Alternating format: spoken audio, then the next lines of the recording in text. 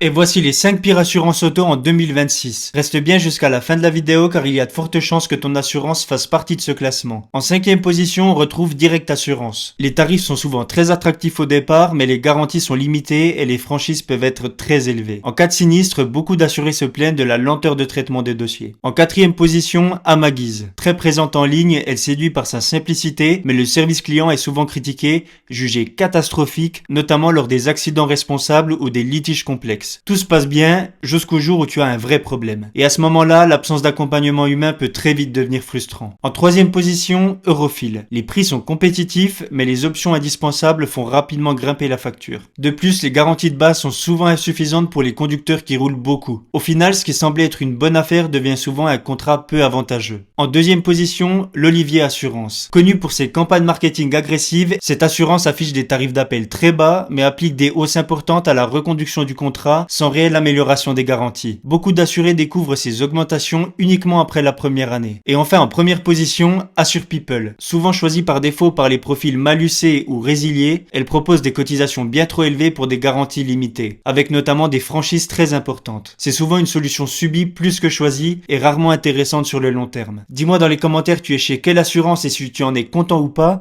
et n'oublie pas de t'abonner à Argent Malin si les sujets liés à l'argent t'intéressent. À plus.